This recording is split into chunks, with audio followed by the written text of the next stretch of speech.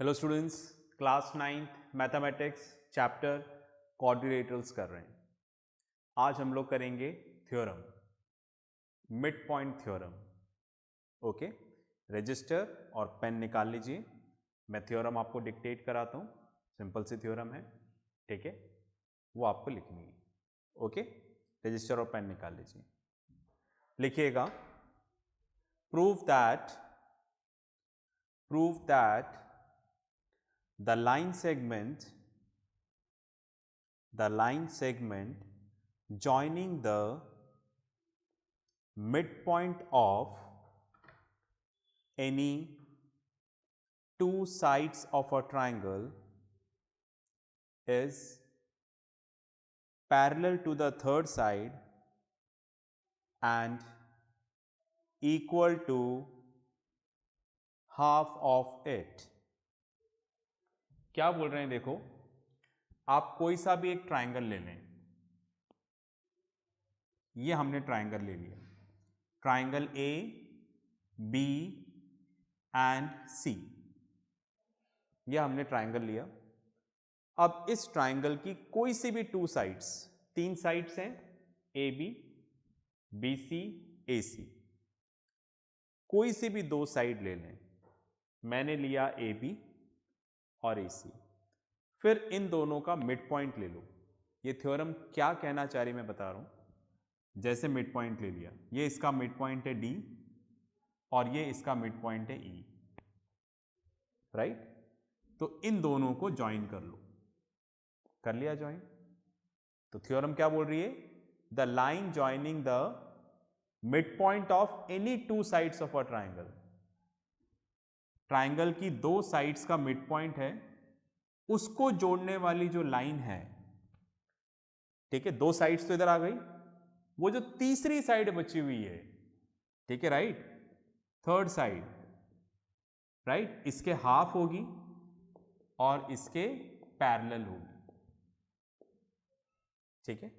The line joining the, statement पे ध्यान दें, the line joining the mid point of any two sides of a triangle is parallel to third side, बची हुई side, third side and half of it. ये हमें proof करना है। मतलब क्वेश्चन में क्या गिवन है, इधर बना दिया ट्राइंगल एबीसी, डी और ई इसका मिड पॉइंट है, right, fine, A B and A C. हमें क्या प्रूफ करना है? D E is parallel to B C and D E is equals to half of B C, right. I hope आपको theorem का statement समझ में आ गया होगा कि क्या गिवन है और हमें क्या प्रूफ करना है, ठीक है। चलिए इसको रब कर देते हैं, फिर अपन आगे चलेंगे। ओके, अब आप देखो, यह हमें प्रूफ करना है। इसके लिए हमें एक छोटा सा कंस्ट्रक्शन करना पड़ेगा। क्या लिखा हुआ है? Extend D to F.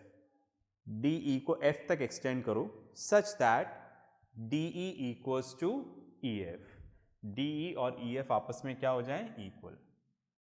Extend कर दिया ताकि डीई और ई एफ आपस में क्या हो जाए? इक्वल। और उसके बाद इसको इसके साथ ज्वाइन कर दो, ज्वाइन एफ सी, है ना। ये हमारा कंस्ट्रक्शन है, तो हम इसको डॉटेड लाइन से बता देते हैं। Okay, fine. तो extend DE to F such that DE equals to E F and join F C. Okay, चलिए भाई, तो हमें प्रूफ करना है DE is parallel to B C, D is equals to half of B C. Start करते हैं proof. Okay, हमने यहां पर ट्राइंगल लिया, इन ट्राइंगल ए डी ई, देख रहे, ए डी ई, एंड हमने ये दूसरा ट्राइंगल लिया सी एफ ई, सी एफ ई, ठीक है, कुछ इस तरीके से। फाइन, यहां पर ये स्ट्रेट लाइन है। ओके, ये ऐसे जा रहा है, ये इधर ज्वाइन हो रहा है, ठीक है, फाइन, थोड़ा बड़ा छोटा हो गया, A D E, fine, C F E. इन दोनों ट्राइंगल को हमें क्या प्रूफ करना है? कॉन्ग्रेंट प्रूफ करना है, ठीक है। थोड़ा और छोटा कर देते हैं, ठीक है, सी एफ ई, ठीक है, A D E and C F E, ये दोनों ट्राइंगल कॉन्ग्रेंट प्रूफ करने, ये वाला ट्राइंगल, ये वाला ट्राइंगल। अब ध्यान से देखो इन दोनों में, डी ई और ई एफ ये आपस में इक्वल है बाय कंस्ट्रक्शन, तो हम यहां पे लिख दें D E equals to E F by construction, right. Second हमने ऐसे लिखा angle A E D, A E D, तो इधर क्या लिखना पड़ेगा? Angle C E F, C E F, ठीक है। तो ध्यान से देखें, ए E D, A E D मतलब ये वाला एंगल, सी ई एफ मतलब ये वाला एंगल, ये दोनों एंगल आपस में इक्वल है, वर्टिकली अपोजिट एंगल्स, ठीक है। चलिए, इसके अलावा मैंने लिखा ए ई, ऑर्डर सेम होना चाहिए। ये ऑर्डर क्या है? तो मैंने आपको पहले ही बोला कॉन्ग्रुएंसी ऑफ ट्राइंगल पढ़ना ज़रूरी है, उसके बिना ये सब समझ में नहीं आएगा, तो वो चीज़ आप वहाँ से पढ़िएगा। इधर ए ई लिया तो इधर क्या लाना पड़ेगा? सी ई। क्या ए ई और सी ई ये दोनों आपस में इक्वल हैं? यस, क्योंकि क्वेश्चन में दे रखा है कि ई इसका क्या है?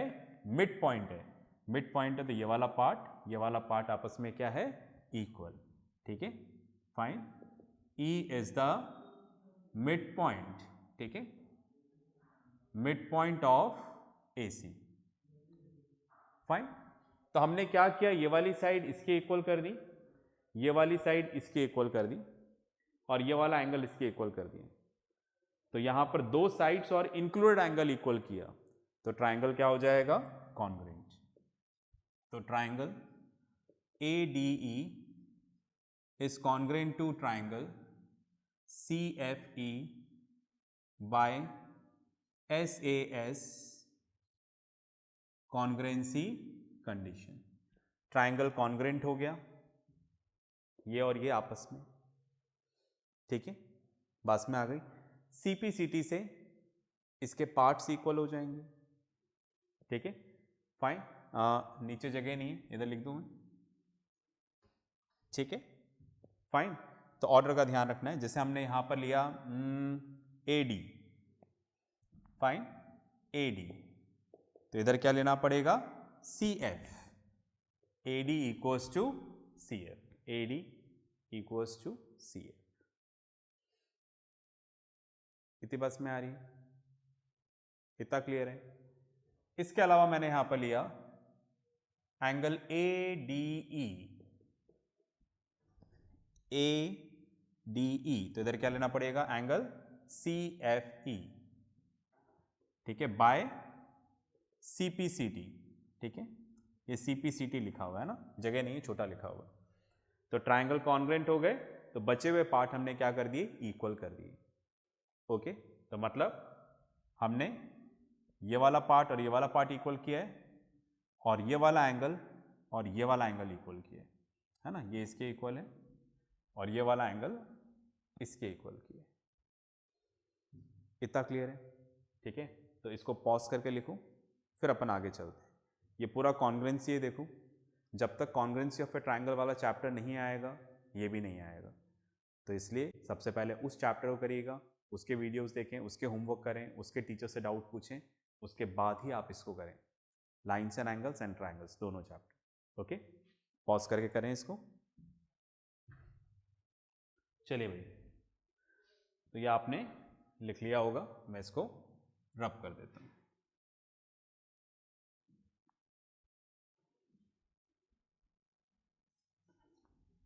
ओके, तो जो हमने सीपीसीटी से वहाँ पर दो चीज़ें लिखी हैं, उससे हमें कुछ चीज़ें और मिलेंगी। क्या मिलता है देखिएगा। ओके, हमें क्या बोला है देखो, फर्स्ट अगेन मैं यहां पर दोबारा लिख रहा हूं, AD इक्वल्स टू CF, ये हमने प्रूफ किया बोला,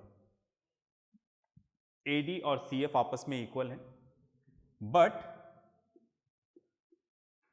AD इक्वल्स टू क्या है, DB। AD और DB आपस में गिवन है, इक्वल है, क्यों? क्योंकि D इसका क्या है, मिड पॉइंट। मिड पॉइंट मतलब जो इसको 2 इक्वल पार्ट्स में डिवाइड कर रहे हैं, मतलब ये x होगा तो ये भी x होगा। तो ऐसा क्वेश्चन में क्या दे रखा है हमें, गिवन। मतलब AD इसके भी इक्वल है, AD इसके भी इक्वल है, तो ये दोनों आपस में इक्वल हो जाएंगे। ओके, तो मैं यहां पे लिख देता हूं, therefore DB equals to CF। तो DB और CF आपस में क्या हो गए, इक्वल, मतलब DB और CF आपस में इक्वल हो, राइट। चलिए, समझ में आ रहा है ना। अगेन यहां पर angle ADE is equals to angle CFE, ठीक है, ये दोनों एंगल इक्वल हैं। जरा कौन सा एंगल है देखें हम, कुछ इस तरीके से ऐसे दे रखा है, ठीक है, राइट, AD और ये F, ये C और यहां पर एक पॉइंट आ रहा है, ठीक है। तो एंगल ADE देख रहे हैं ना, पहले इसको जज कर लें, ये वाली लाइन ड्रॉ करिए, मैं इस वाले पार्ट को, ADE ये वाला एंगल और CFE ये वाला एंगल, ये दोनों एंगल आपस में इक्वल है, राइट। बात में आ गई। आप ध्यान से देखें, अगर ये दोनों एंगल इक्वल हैं तो ये वाली लाइन और ये वाली लाइन क्या हो जाएगी, पैरेलल। ऐसा हमने कहाँ सीखा, लाइन्स एंड एंगल्स में। तो मैं यहाँ पे लिखता हूँ, देखो फाइन, ये दोनों आपस में इक्वल हैं, तो ये कैसे एंगल बन रहे हैं, ऑल्टरनेट इंटीरियर एंगल्स। तो मैं लिखता हूँ यहाँ पर, but they are alternate interior angles with lines AD and CF and transversal DF and are also equal, और equal भी हैं, मतलब ये alternate interior angle भी हैं और equal भी हैं। तो therefore क्या हो जाएगा, AD पैरेलल टू CF। तो AD और CF आपस में क्या हो गए, पैरेलल, ठीक है। तो ध्यान से देखिए, अब आप इसको रब कर देते हैं, ओके।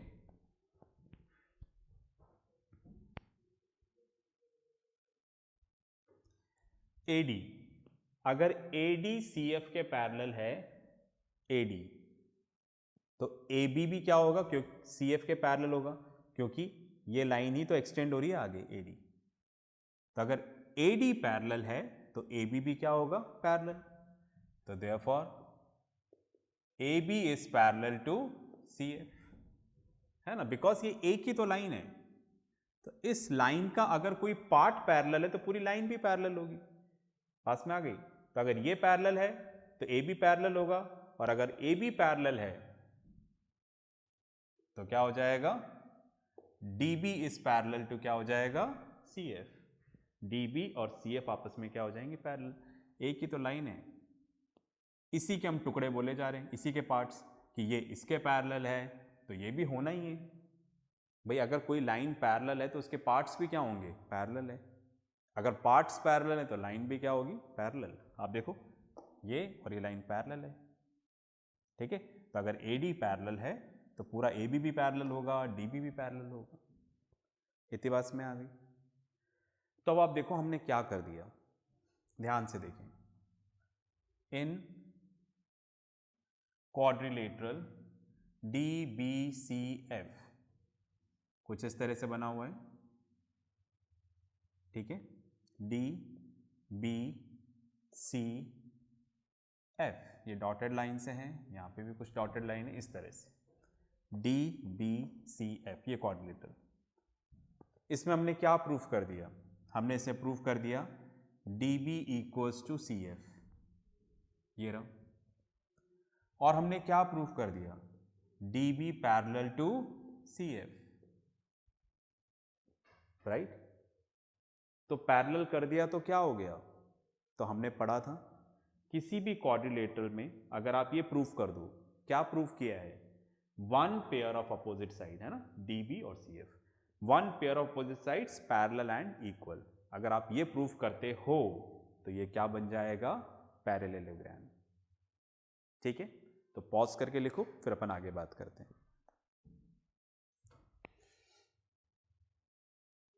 चलिए भाई, तो आपने लिख दिया होगा, मैं इस साइड को रब कर देता हूं। बहुत ही इंपॉर्टेंट थ्योरम है, इसका प्रूफ भी ध्यान रखिएगा और थ्योरम को भी याद रखना है, ठीक है।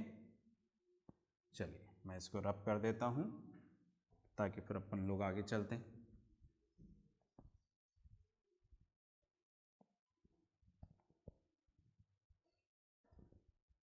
ओके, तो आप देखो, हमने क्वाड्रिलेटरल में ये प्रूफ कर दिया one pair of opposite sides are parallel and equal.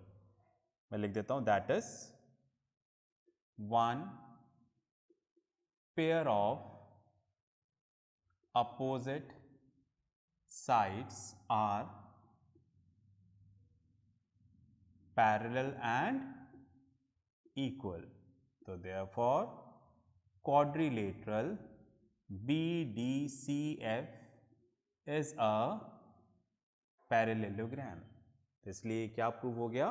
Parallelogram proof हो गया। ठीक है, चलिए इसको भी और लिख लीजिए ताकि पूरा रब हो जाएगा, फिर अपन आगे चलते हैं।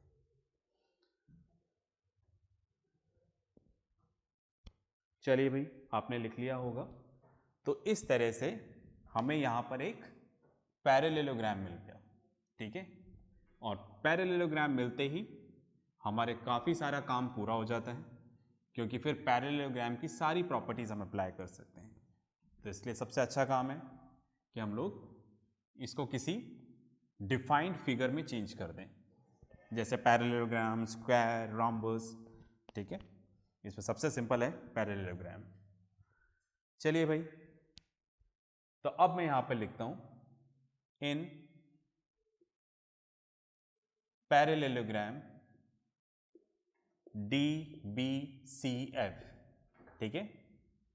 अब ये जो DBCF है, DBCF, ये क्या है? ये क्वाड्रिलेटरल नहीं है, ये क्या है?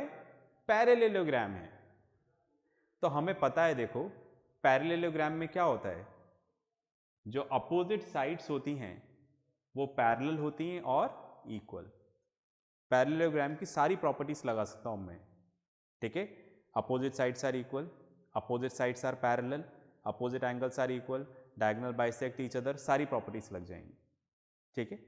तो मैं क्या यहाँ पर लगाना चाह रहा हूँ, ये वाली साइड, अपोजिट साइड, ये आपस में पैरेलल भी होंगी और इक्वल भी होंगी। इसी पे एक पॉइंट आ रहा है यहाँ पर E। तो मैं यहाँ पर लिख रहा हूँ CF, CF is parallel to BD and CF is equals to BD, ठीक है। Why? In parallelogram, लिख देना है आपको, in parallelogram opposite sides are parallel and equal। ये पैरेलल भी होती हैं और इक्वल भी होती हैं, ठीक है। तो CF is parallel to BD and ये जो CF है इसको हम ऐसा लिख सकते हैं FE plus EC।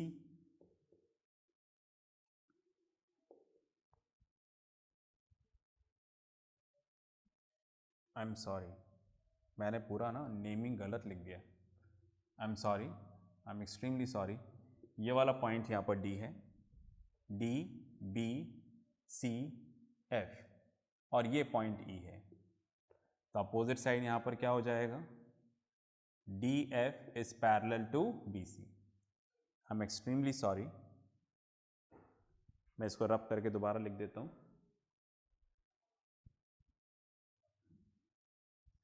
Okay fine, ये इस तरह से देखो, प्लीज कंफ्यूज नहीं होना, DBCF पैरेललोग्राम DBCF, इसमें अपोजिट साइड्स क्या होंगी, पैरेलल एंड इक्वल।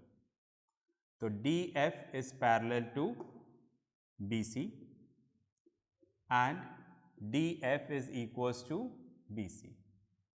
ठीक है, in parallelogram opposite sides are parallel and equal, ये वाला लिया हमने DBCF। ठीक है, चलिए, तो DF is parallel to BC, DF को हम क्या लिख सकते हैं, DE प्लस EF।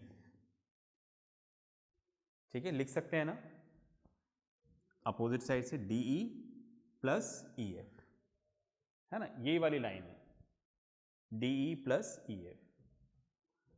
अब DF is parallel to BC and अब आप देखो DE और EF आपस में इक्वल हैं, ये रहा बाय कंस्ट्रक्शन। तो मतलब मैं EF की जगह क्या रख सकता हूं, EF, DE की जगह D रखा, EF किसके इक्वल है, DE, राइट।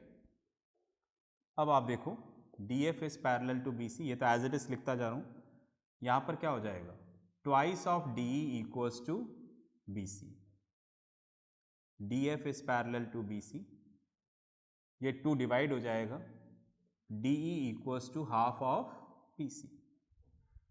ठीक है, अब आप देखो जो DF है, अगर DF BC के पैरेलल है तो DF का ही तो पार्ट DE है, अगर ये पूरा पैरेलल होगा तो इसका एक पार्ट भी क्या होगा, पैरेलल। तो DF की जगह मैं DE लिख सकता हूं क्या, मैं बोल रहा हूं कि अगर DF BC के पैरेलल है तो DF का ही तो पार्ट DE है, तो DE भी BC के क्या होगा, पैरेलल। तो मैंने DF की जगह क्या लिख दिया, DE। तब आप ध्यान से देखो, यही बात हमें क्या करनी थी, proof, DE is parallel to BC and DE equals to half of BC। ठीक है, पॉज करके लिखें, फिर अपन आगे बात करते हैं। चलिए, तो इस थ्योरम को अपने को याद रखना है, ओके फाइन, कि किसी भी ट्राइंगल में, in any triangle, the line joining the mid point of any two sides of a triangle is parallel to third side and half of it. आप डायरेक्टली इसको अप्लाई कर सकते हैं, प्रूफ भी याद रखना है, ठीक है, राइट, स्टेटमेंट भी याद रखना है, ठीक है, रिजल्ट भी याद रखना है। ठीक है, फाइन। तो हमने क्या पढ़ा, किसी भी ट्राइंगल में, राइट, सपोज ये ABC है, राइट, ये D इसका मिड पॉइंट है, E इसका मिड पॉइंट है, तो जो लाइन इनको जोड़ेगी वो बची हुई साइड, थर्ड साइड के क्या होगी, हाफ होगी और उसके पैरेलल भी होगी। ठीक है, तो आई होप आपको समझ में आया होगा। तो नेक्स्ट क्लास में मिलते हैं कुछ नई चीज़ों के साथ, तब तक प्रैक्टिस करते रहें, पढ़ते रहें और सबसे इम्पॉर्टेंट अपना ध्यान रखें। बाय।